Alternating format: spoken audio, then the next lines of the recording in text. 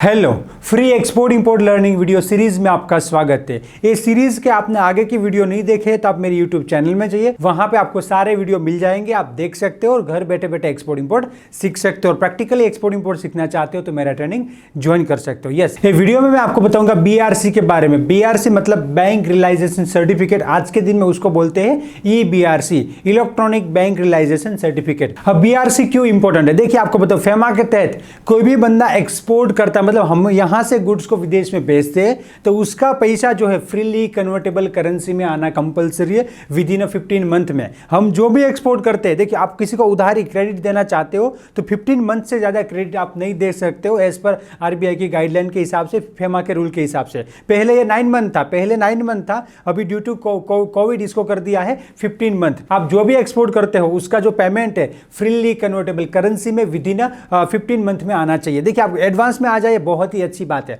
अब मैं यहां पे बताऊंगा बीआरसी कब जनरेट होता है और कैसे बीआरसी को जनरेट करवाना होता है। देखिए बीआरसी को बोलते हैं बैंक रियलाइजेशन सर्टिफिकेट। मतलब बीआरसी है क्या, हमने एक्सपोर्ट किया, जिसने भी एक्सपोर्ट किया उसका पूरा पेमेंट आ गया, उसका प्रूफ है बीआरसी। अगर आप बीआरसी जनरेट नहीं करवाते हो तो आरबीआई के पास आपका ऑब्लिगेशन रहता है कि आपने एक्सपोर्ट किया है, उसका पेमेंट आप नहीं लाए हो, उसका पेमेंट नहीं आया है।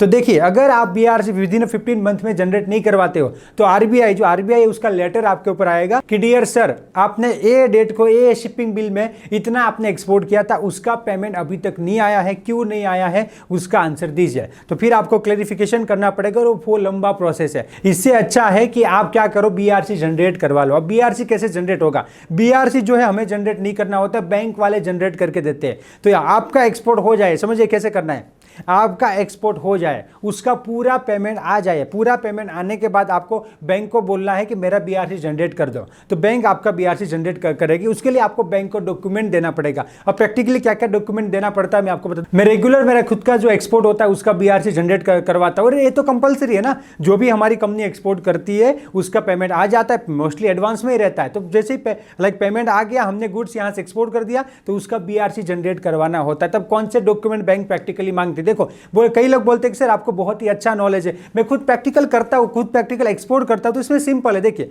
तो हमारी जो बैंक है हमसे डॉक्यूमेंट मांगती है, तो कौन से डॉक्यूमेंट बीआरसी जनरेट करवाने के लिए चाहिए, देखिए इनवॉइस का कॉपी चाहिए, शिपिंग बिल का कॉपी चाहिए एंड बिल ऑफ लीडिंग का कॉपी चाहिए। बाय एयर है तो एयरवे बिल का कॉपी चाहिए। देखिए आपको मोस्टली ये डॉक्यूमेंट हमारी बैंक मांगती है। देखो कोई बैंक डिफरेंट डॉक्यूमेंट भी मांग सकती है, बट मैं आपको बताऊं जनरली यही डॉक्यूमेंट है। क्या है, इनवॉइस का कॉपी, शिपिंग बिल का कॉपी एंड बीएल का कॉपी। ये डॉक्यूमेंट आपको स्कैन करके बैंक को देने हैं, और एक उसके साथ, या फिर अगर फिजिकल मांगते तो फिजिकल भी देने हैं, और उसके साथ बैंक के 1-2 फॉर्म आते, अलग अलग डिफरेंट डिक्लेरेशन के फॉर्म आते, वो तो बैंक वाले ही देते कि ये फॉर्म भी सर साइन स्टैम्प कर दो, इसमें भर दो, पूरे डिटेल जो भी है डिटेल भर दो और साइन स्टैम्प कर दो। तो नॉर्मल फॉर्म होते हैं। और जो है मेन हमें जो डॉक्यूमेंट देना है वो देना है इनवॉइस का कॉपी, शिपिंग बिल का कॉपी एंड बीएल का कॉपी। और बैंक जो वर्किंग 7 to 10 डेज में, डिपेंड, देखिए सिचुएशन टू सिचुएशन डिपेंड रहता है, 7 to 10 डेज में मोस्टली बीआरसी जनरेट करके दे देता है। और वो जनरेट करके कहां पे अपलोड करता है, डीजीएफटी की साइट पे।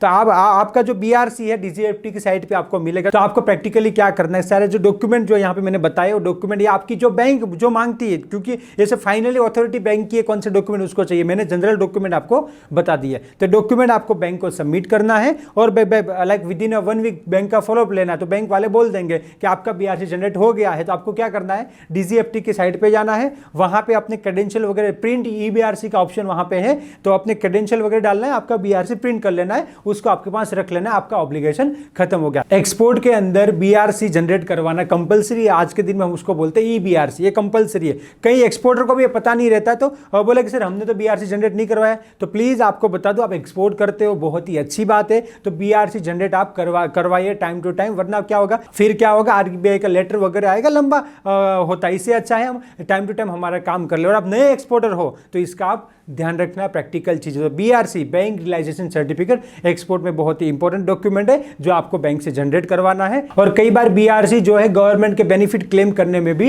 इंपॉर्टेंट है। तो बीआरसी आप अपना निकलवा लीजिएगा, बैंक रियलाइजेशन सर्टिफिकेट इंपॉर्टेंट चीज है। ये वीडियो आपको अच्छा लगा तो इसको लाइक कीजिए और लोगों तक शेयर कीजिए, तो एक्सपोर्ट इंपोर्ट का इंडिया में अवेयरनेस बढ़ेगा। और एक्सपोर्ट इंपोर्ट का जितना अवेयरनेस बढ़ेगा, इतना हमारा देश का एक्सपोर्ट बढ़ेगा। तो देश का एक्सपोर्ट बढ़ाने में आप भी मुझे सपोर्ट कर सकते हो ये वीडियो को शेयर करके। Let's go global together. Thank you.